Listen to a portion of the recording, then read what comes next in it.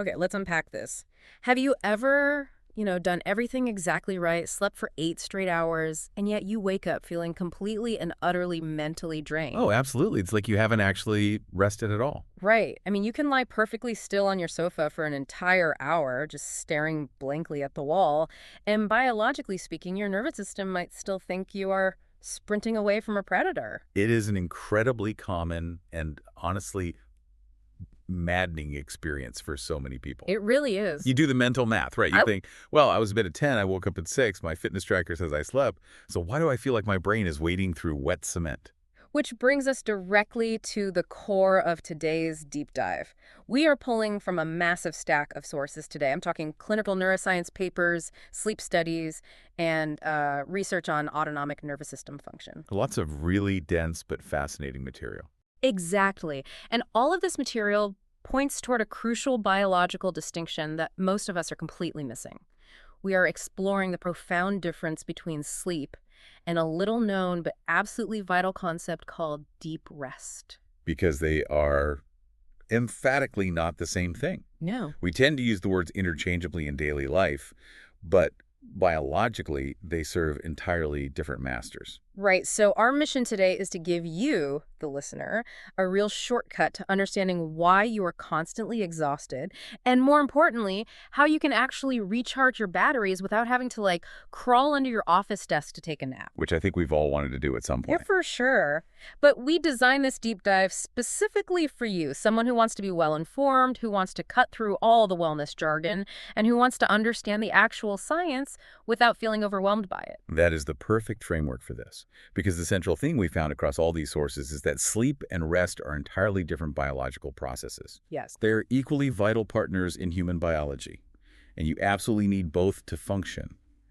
But they're solving two completely different problems in your body. Okay, so before we can understand this elusive concept of deep rest, we really need to set the baseline. Right, the foundation. Yeah, we have to understand the biological heavyweight in the room, which is sleep.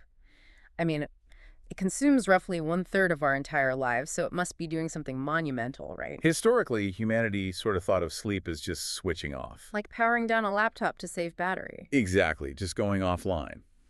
But the neuroscience papers we reviewed show that sleep is actually an incredibly active, highly orchestrated biological process. It's busy in there. Very busy. Every single night, your brain guides you through these repeating sleep cycles, and each one lasts about 90 minutes. And within those 90 minutes, we're shifting through distinct stages, right? It's not just a flat line of unconsciousness. Far from it. You start in light sleep, which is basically the transition phase. Right. Your breathing regulates, your core body temperature drops a bit, and your muscles lose their daytime tension. But as the cycle deepens, you sink into slow-wave sleep. Which we commonly call deep sleep, yeah. Correct. And this is the physical maintenance phase. This is where the body releases a massive pulse of growth hormones. Wow. Your cells are literally repairing themselves, muscle tissue is rebuilding from daily wear and tear, and your immune system is being restocked. And then, of course, you move into REM sleep, which handles all your creativity, learning, and emotional processing. Okay, so I understand muscles rebuilding and the immune system restocking. That makes sense. But the sources kept mentioning that during deep sleep, the brain is, quote unquote, cleaning itself. Yes, the cleaning process. I'll be honest, that sounds like a metaphor to me. I'm struggling to picture what that actually means. I mean, are there microscopic scrubbers in there just squeaking up? What's fascinating here is a mechanism called the glymphatic system. The glymphatic system, okay. Yeah, it's a literal waste removal process, and the mechanics of it are wild. Tell me. So when you are awake, your brain cells are densely packed together, right? They're firing constantly, which produces metabolic byproducts. Like essentially cellular trash. Exactly, cellular trash. But during deep sleep, the glial cells, the support cells in your brain, actually shrink. Wait, really? The physical cells change size? They do. They contract. Yeah. And that opens up the physical space between your brain cells by up to 60%. That is massive. It is. And once those pathways open up, cerebrospinal fluid rushes through the brain tissue like a biological power washer. Wow. It physically flushes out the metabolic waste products, including amyloid beta proteins, which are the plaques associated with Alzheimer's disease. That is unbelievable. So the brain literally changes its physical structure at night just so it can take out the trash. It really does. But see, this is where I get frustrated with how we talk about sleep culturally. We treat it like a bank account where you can just take out a loan during the week and pay it back on the weekend. The whole catching up on sleep myth. Yes. You hear people say, I'll sleep when I'm dead, or I just need to power through this week. But based on these clinical papers, that's not just a bad strategy. It's physiological self-destruction. It absolutely is. The text makes it absolutely clear that sleep is not a luxury you earn after a hard day's work. No, it is a non-negotiable biological necessity. And the cascading failure that happens when you ignore that necessity is severe. The sources outline exactly what that failure looks like, and honestly, it's terrifying. If you lack high-quality sleep, your immune system essentially goes offline, making you highly vulnerable to illness. Your defenses are just down. Completely.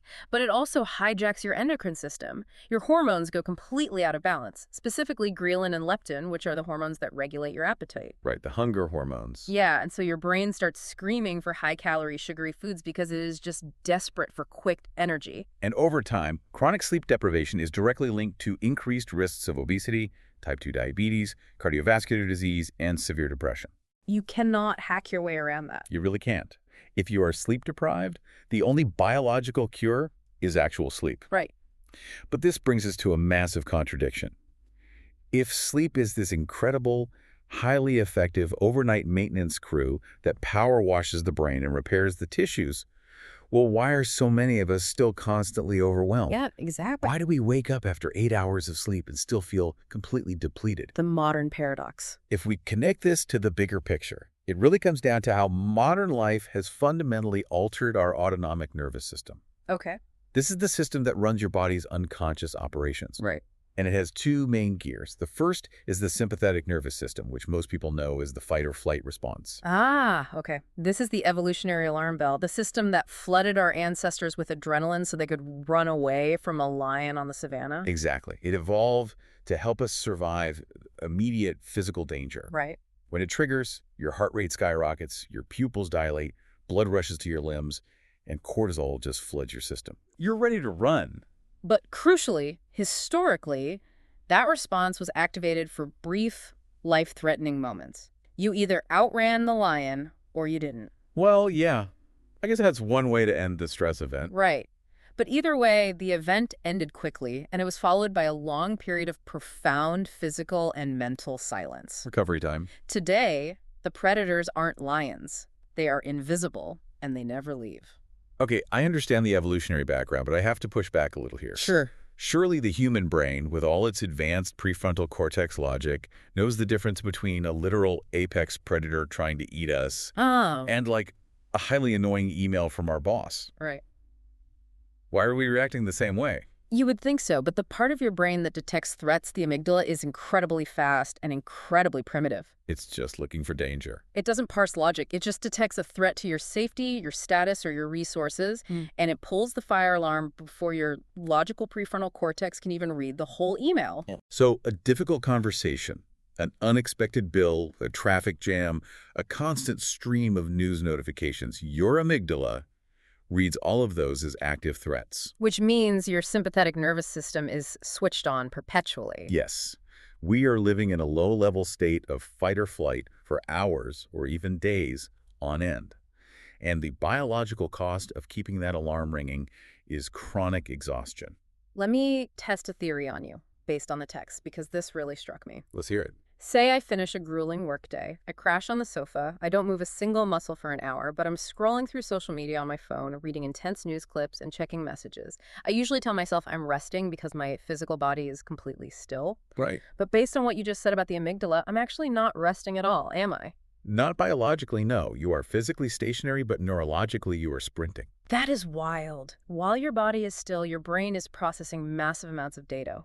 Every video, every headline, every advertisement, every text message, it all requires attention, emotional processing, and mental energy. It's a huge cognitive load. You are still demanding things from your brain, and your amygdala is still navigating potential social threats or stressful information. So True rest is not the absence of physical movement. No, it's not. True rest is the absence of constant demand. That is a critical distinction that most people miss entirely. Yeah. Physical stillness does not automatically equal mental rest. I want to ask you, the listener, to do a quick self-audit right now. That's a good idea. Because the text mentions several early warning signs that your brain is under constant demand and desperately needs a break. Have you caught yourself reading the exact same sentence over and over again without comprehending a single word? We've all been there. Or do you feel like small inconveniences, like a slow internet connection or someone walking slowly in front of you, are sudden, huge emergencies? That's emotional irritability masking as urgency. Are you holding physical tension, maybe clenching your jaw without realizing it, or keeping your shoulders hiked up around your ears? Or maybe you sit down at the end of the day and you realize you simply don't know how to switch your mind off anymore. The dial is just stuck on. When you experience those signs, that is your nervous system communicating with you. It's waving a flag. It's the biological equivalent of the check engine light flashing on your dashboard. Yeah. It's telling you that your sympathetic nervous system is completely overstimulated. But you can't just drop everything and go to sleep in the middle of a busy workday to fix it. No, you can't. You need another tool to turn off the check engine light. Which brings us to the hero of today's deep dive. Deep rest. Deep rest. Deep rest is the missing piece of the modern puzzle. When you practice deep rest, you are intentionally shifting the gears of your autonomic nervous system. Okay, how so? You are stepping on the brake of the sympathetic fight-or-flight mode, and you are actively engaging the parasympathetic nervous system. This is the body's natural rest and digest mode. Let me use the car analogy from the source material, but I want to map it directly to the biology we just discussed because I think it brilliantly clarifies the difference. Go for it. Think of sleep as taking your car into the garage overnight. The mechanics are under the hood, the glymphatic system is changing the fluids, cellular repairs replacing worn-out parts, major structural repairs are happening. That's sleep. Which, again, only happens when you are entirely unconscious. Right, but deep rest is completely different. Deep rest is like when you are halfway through a really intense, long road trip and you pull into a quiet rest stop. You don't take the engine apart. Exactly. Mm-hmm. You just turn the ignition off, step out of the car, and let the engine cool down so it doesn't physically overheat and blow a gasket on the highway. You are pausing to prevent unnecessary strain on the system. And internally, the biological changes during that rest stop are profound. Tell me about those. Well, first off, you do not fall unconscious. You remain totally awake. But because you've removed the demand, your heart rate naturally slows down. Oh. Your breathing becomes deeper and more rhythmic. The muscle tension in your jaw and shoulders softens.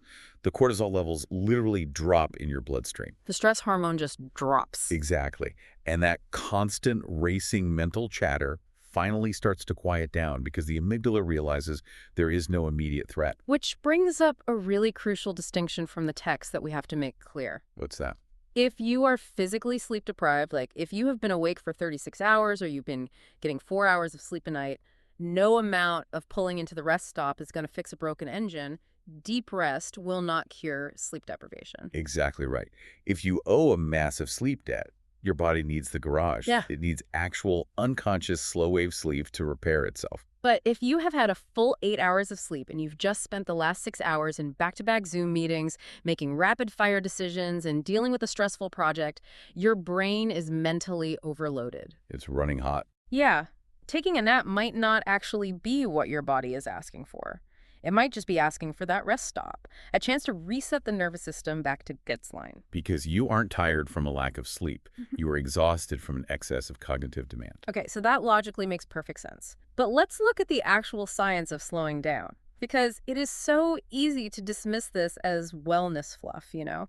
Just close your eyes, think happy thoughts, and be mindful. Sure, it sounds a bit new age to some. Right. But the sources dive really deep into the clinical neuroscience behind deep rest, specifically highlighting protocols like non-sleep deep rest, or NSDR, and yoga nidra, which translates to yogic sleep. Yes, and the clinical data backing these practices is very real.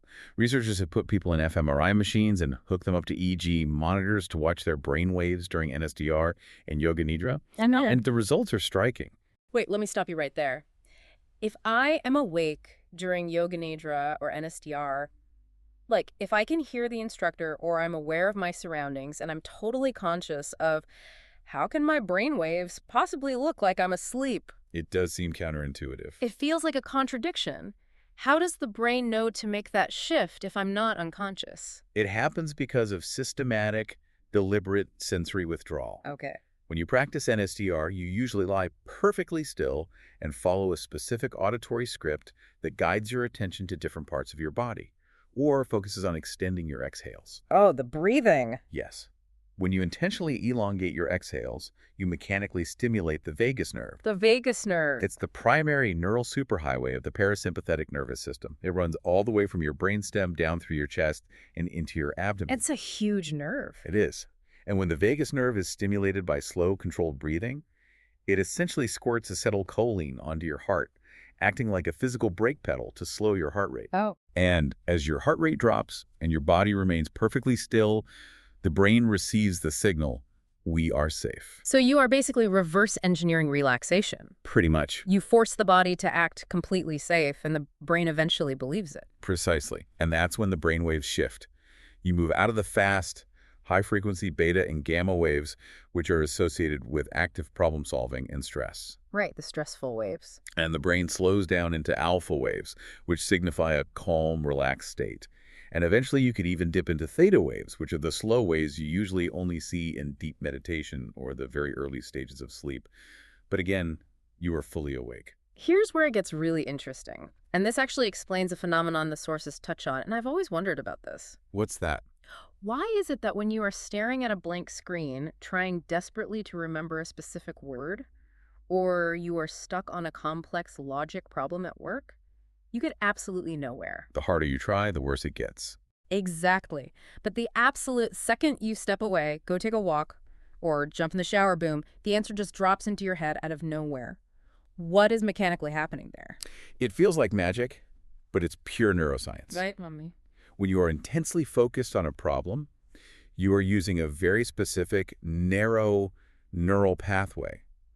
But when you engage in deep rest, when you stop forcing the brain to work on the problem and you just, stare at the shower wall, you activate what's called the default mode network. The default mode network. Yes. It's a vast interconnected network in the brain that actually becomes more active when you are not focused on the outside world. Oh, interesting. By stepping back and letting the mind wander, you allow completely different brain networks to start communicating with each other. The brain continues to process the complex information, but it does so in the background, making novel connections that your stressed, focused brain couldn't see. So the background processing is better. Yes. By intentionally doing less, you literally allow the brain to accomplish more. Doing less allows the brain to accomplish more? I mean, that is entirely countercultural to how we live today. It really is. We live in a society that absolutely glorifies being busy. Oh, without a doubt. Someone asks, how are you? And the default acceptable answer is, oh, I'm just so busy right now. Right. We wear exhaustion like a badge of honor. We do. So knowing the science is great, but how do you actually implement this in a world that demands constant, unending productivity? This raises an important question about how to practice deep rest properly. Because a lot of high achievers try to meditate or practice NSDR, they get frustrated, and they quit. Right. The biggest misconception is that the goal of deep rest is to force an empty, blank mind. People think, if I'm having thoughts, I'm failing at resting. Clear your mind, stop thinking, which of course just makes you hyperfixate on the fact that you are thinking. Exactly. The goal isn't a blank mind. The true goal of deep rest is simply to make your nervous system feel safe enough to let go of the hypervigilance. So it's about physical safety signals, not mental emptiness. Exactly. You just have to create the conditions for safety, and the parasympathetic system will take over naturally. And the tactics to signal that safety to your body are incredibly accessible. They really are. The source text has some great, highly specific examples. You don't need to book a silent retreat in the mountains. You can just lie down on the floor or a sofa with your arms resting at your sides and close your eyes. Simple as that. And as you mentioned earlier, you can use your breath as a mechanical lever. You intentionally slow your breathing down, making sure your exhale is just slightly longer than your inhale to physically stimulate that vagus nerve and signal safety to the brain. Listening to the sounds of nature is another highly effective tactic mentioned in the research. Yes, rainfall, ocean waves, wind in the trees. Because nature is complex, but it doesn't demand anything from your attention. I love that. But my absolute favorite tactic from the sources, because it requires zero extra time, is simply leaving your phone in your pocket while you wait for the kettle to boil. It's a game changer. Or while you are standing in line at the grocery store. Instead of filling that 2-minute gap with a podcast or an email, just stand there. Notice the room. Take a breath. Remove the demand. It sounds almost too simple to work, but those micro moments of removing demand literally interrupt the stress cycle. They prevent the cortisol from continuously building up. It totally redefines productivity for me. Because we are conditioned to think that resting is the opposite of being productive. Right. The sources bring up the marathon runner analogy, which I usually roll my eyes at because it feels like a self-help cliche. But looking at the biology we just discussed, it actually tracks perfectly. It really does fit. Elite athletes do not build muscle or cardiovascular capacity while they are physically out there running the race. The running just creates micro tears in the muscle fiber and acts as a stress stimulus. The damage phase. Yes. The actual biological adaptation, the strengthening of the heart and the muscles, only happens during the recovery period. It's a biological principle called supercompensation. The growth quite literally happens in the stillness. Exactly. And nature never rushes. That's another profound point from the sources. The seasons change, the tides rise and fall. Winter is a season of necessary rest and renewal. Soil needs time to lie fallow and recover to stay fertile. Yet, we expect ourselves to operate at maximum output every hour of every single day, regardless of the season. But rest is not the opposite of productivity. Rest is the biological foundation of sustainable productivity. If you're constantly accelerating without ever stopping to let the engine cool, eventually the car breaks down. Yeah. Deep rest is how you refuel the nervous system so you can actually sustain your cognitive output and your physical health over the long term. So what does this all mean? Let's bring everything we've uncovered today together. Okay. We have these two incredibly powerful tools for human recovery, and they are teammates. Sleep is the garage. It repairs the physical body, fixes the cellular damage, and power washes the brain via the glymphatic system. The deep overnight clean. Right. Deep rest, on the other hand, is the rest stop. It recharges the autonomic nervous system, dials down the amygdala, clears out mental fatigue, and hits the reset button on your stress levels during the day. They serve completely different but equally critical biological purposes. You absolutely need the overnight repair crew, and you desperately need the daytime rest stops. So, listener, I want to ask you directly. The next time you hit that invisible wall, the next time you feel completely drained and irritable in the middle of the afternoon before you try to power through with another double espresso. Or before you start doom scrolling on the sofa to quote-unquote relax. Yes, exactly. I want you to pause and ask yourself a simple question. Do I genuinely need more sleep tonight? Or do I just need to pull over, turn the engine off, and give my brain a few moments of genuine deep rest right now? Identifying which type of biological tiredness you are actually experiencing is the very first step to truly feeling better. It is. But I want to leave you with one final lingering thought. Let's hear it. Throughout all these clinical papers and biological mechanics, the sources make a brief but really poignant mention about how this chronic state of fight or flight affects our relationship. Oh, absolutely. When our sympathetic nervous system is perpetually locked in the on position, when we are mentally overloaded, we become hyperreactive. We are irritable, we lack patience, and we tend to snap at the people we care about the most. Because you're constantly in survival mode. Right. But a rested mind, a nervous system that feels safe, makes us more patient, more present, and significantly more compassionate. Which makes you wonder, what if the most profound impact of practicing deep rest isn't actually about improving your own productivity or even your own long-term health? What if giving yourself permission to step back, put the phone down, and do absolutely nothing for 20 minutes is actually the most selfless thing you can do for the people around you today?